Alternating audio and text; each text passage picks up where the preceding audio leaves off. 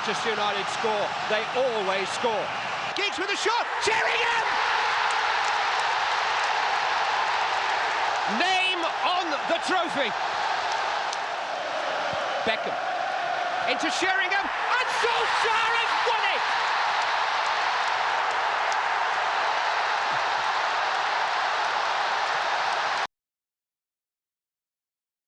ዩናይትድ ቤተሰቦች እንደምን ናችሁ? ዛሬ ሰሞኑን እየተነሳ ስላለው ስለ ማንቸስተር ዩናይትድ አንድ አስደሳች ዜና የዝውውር ዜና እናወራለን። እንደሚታወቀው ማንቸስተር ዩናይትድ የማል ተጫዋች የማስፈረም ፍላጎቱ ዘንድሮ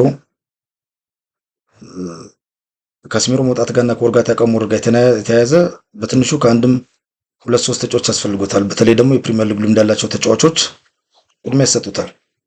ባለፈው እንደተነጋገርነው ማቲያስ ፈርናንዴዝ ዛሬ ላይ በማንቸስተር ዩናይትድ ተፈላጊ ከሆኑ ተጫዋቾች ውስጥ አንዱ ነው። እንደሚታወቀው ማቲያስ ፈርናንዴዝ በማንቸስተር ዩናይትድ ብቻ ሳይሆን አርሴናልም በፒኤስጂም ይፈልጋል። እኔ ግን ከአርሴናልም ከፒኤስጂም በፊት ማንቸስተር ዩናይትድ ይህን ተጫዋች ቀድሞ ማስፈረም አለበት። ይህ የ21 ዓመት ፖርቹጋላዊ ተጫዋች የ2 ዓመት የፕሪሚየር ሊግ ልምድ ያለው ተጫዋች ነው። አምና ከሳውዛምፕተን ጋር ወደ 39 ጨዋታ ጠቅላላ አካሂዶ 2 ጎልና 5 አሲስት ያደረገ ተጫዋች ነው። ፓሲንግ አኩሬሲም ደግሞ 87% የሆነ ተጫዋች ነው። ይህም ለማንቸስተር ዩናይትድ ረጅም ኳሶችንም አጫጭር ኳሶችን የመጫወት አቅሙ ሰፊ ነው። ዘንድሮም በዌስትሃም ዩናይትድ ላይ ያው ምንም እንኳን ዌስትሃም ዩናይትድ ዘንድሮም እንደ አምናው ሳውዛምፕተን ወደ ታችኛው ዲቪዥን ቢወርድም ማቲያስ ፈርናንዴዝ በግሉ ግን ዌስትሃም ዩናይትድ ላይ ጥሩ እንቅስቃሴ ሲያደርግ የነበረ ተጫዋች ነው።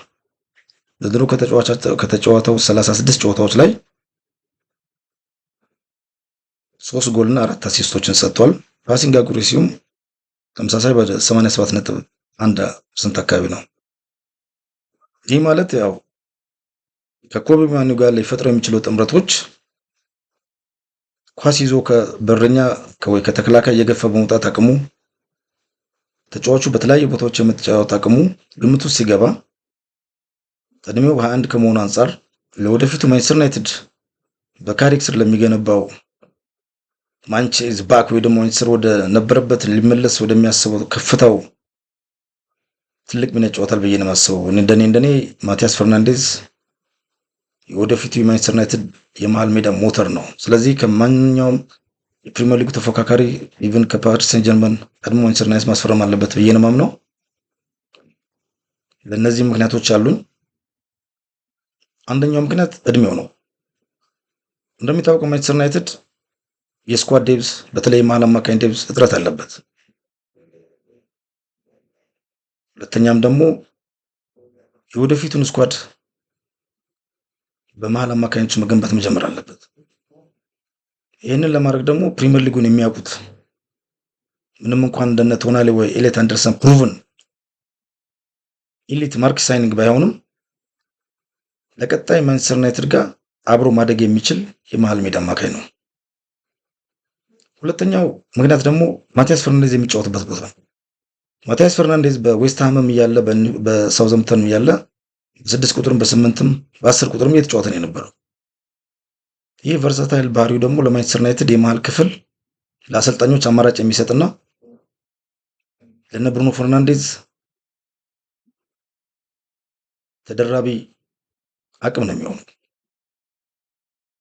ሶስተኛውና ዋነኛው ምክንያት ግን ማንቸስተር ዩናይትድ የመሃል አማካኝ አጣማሪ ለኮቢ ማይን አጣማሪ እየፈለገ ነው ያለው። እንደሚታወቀው ኮቢ ማይን ዘንድሮ ከካስሚሮ ጋር ከአሞሪም ከወጡ በኋላ በጥምረት እየተጫወቱ ነው የነበረው። እነሱ ሁለቱ በተለይ የካስሚሮ ልምድ ያው ሰፊ ነው። የእነዚህ ሁለቱ ጥምረት ማንቸስተር ዩናይትድን ዘንድሮ ለሶስተኛ በፕሪሚየር ሊግ ደረጃ እንዲወጣ አድርጎታል። ቻምፒየንስ ሊግን በቀጥታ እንዲሳተፍ አድርጎታል።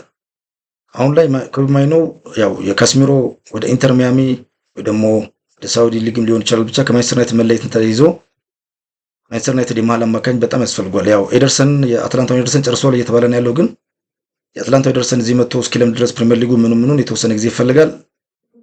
ከምንም በላይ ግን ማቲያስ ፈርናንዴዝ ኳስ የመግፋት አቅሙ ኳስን ይዞ ከተከላካይ ወደ አጥቂዎች ትራንዚት የማድረግ አቅሙ፣ ኩሬሲው፣ ታክል የመውረድ አቅሙና የፕሪሚየር ሊግ ልምድ ከኮቢ ማይኑ ጋር ለቀጣይ 10 ዓመት የሚገነቡት የመሃል ጥምረት ስንናቀ እንደሚሆን አምናለሁ።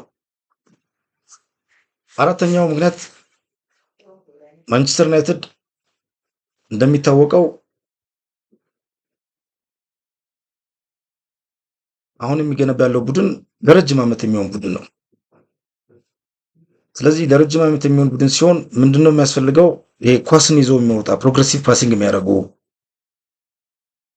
ፕሬሲንግ ማለት ይሄ ጫና በሚፈጠርበት ጊዜ ላይ በትናንሽ ስፔሶች ኳሶችን እየተቀባበሉ መሄድ የሚችሉ አማካኞችን ከወዲሁ 3-4 አይደለም 1-2 ቅና 3-4 ተጫዋቾች በመሃል ሜዳ ላይ ሊያካመች ይገባል።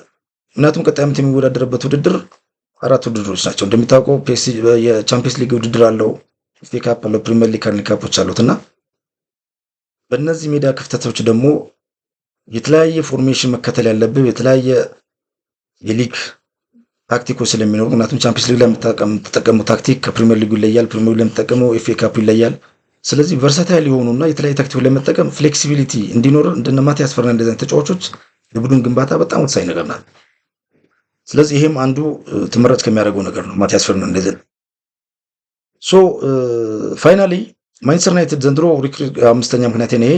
ፋይናሊ መጨረሻ የሚሆነው ደግሞ ዘንድሮ ማንቸስተር ዩናይትድ ለሚያዋቅረው የመሃል ሜዳ የረጅም ጊዜ ቅድም ያስፈልገዋል። የረጅም ጊዜ ደግሞ ሲባል ምንድነው?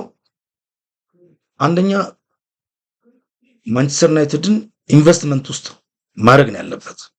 ለ3 ዓመት ለ4 ዓመት ብቻ ሳይሆን ለ10 ዓመት። ዛሬ ላይ ዌስትሃም ዩናይትድ የሚጠይቀው ፕራይስ 70-80 ሚሊዮን ፓውንድ ሊሆን ይችላል። ያው ሰሞኑን እንደነ ዴቪድ ዊልሰን፣ ፋብሪዚዮ ሮማኖ እየገለጹት እንደሆነ ዌስትሃም ዩናይትድ ያው ትልቅ ዋጋን ያስቀመጠበት ግን ደግሞ ያው ከ50-60 ሚሊዮን ፓውንድ አውጥቶ እንደነ ማቲያስ ፈርናንዴዝ አይነት በእድሜ ገና ለጋ የፕሪሚየር ሊጉ ልምድ ያላቸው ፕላስ ወደ ኦልድ ትራፎርድ ለመምጣት ፍላጎት ያላቸው ያው የማቲያስ ፈርናንዴዝ ፖርቹጋላዊ ተጫዋች ነው። ብዙ ፖርቹጋላዎች ማንቸስተር ላይ ትልቅ ታሪክ ሰርተዋል። ከነ ክርስቲያኖ ሮናልዶ ጀምሮ እንደነ ብሩኖ ፈርናንዴዝ፣ ናኒ የስፖርቲንግ አካዳሚ ናቸውና ይህም ተጫዋች ወደዚህ መምጣት ስለሚፈልግ ፕላስም አምና ከቢቢሲ ጋር ባደረገው አንድ ቃለ መጠይቅ ቤስት የፕሪሚየር ሊጉ ምርጥ ስቴዲየም ኦልድ ትራፎርድ ነው ብሎ ገልጿል። እና ይህ ማለት ነው ያው እንግዲህ ወደ ኦልድ ትራፎርድ መሄድ እንደሚፈልግ ያሳያል። ማቲያስ ፈርናንዴዝ በነገራችን ላይ ከእድሜው አንጻር ሲታይ አምናም ሳውዛምፕተን ወርዶ እያለም የሳውዛምፕተን የተጫዋቾች ምርጡ የዓመቱ ምርጥ ተጫዋችና የደጋፊዎች ነው የነበረው። ስለዚህ እነዚህ ተደማምረው ማቲያስ ፈርናንዴዝ ወደ ማንቸስተር ዩናይትድ ከአርሴናልም ከፓሪስ ሰን ጀርመን በፊት መምጣት አለበት ብዬ ነው ማምነው። አሁኑን መፈረም አለበት ብዬ ነው ማስበው። እስኪ እናንተ በዚህ ዙሪያ ያላችሁን አስተያየት ኮሜንት ላይ ጻፉልኝ፣ እንወያይበት። ይህ ዩናይትድ ታክቲካል ሩም ነው። ኔልሶን ተስፋዬ ነኝ። ይህን ቻናል ሰብስክራይብ አድርጉ፣ ላይክ አድርጉ፣ ተደራሽነቱ እንዲሰፋ። ዩናይትድ ኢዝ ባክ፣ ማንቸስተር ዩናይትድ ተመልሷል እያልኩ ነው ያለሁት። ማቲያስ ፈርናንዴዝ የወደፊት ሞተር ነው ብያለሁ። ቴንክ ዩ ቬሪ ማች፣ አመሰግናለሁ።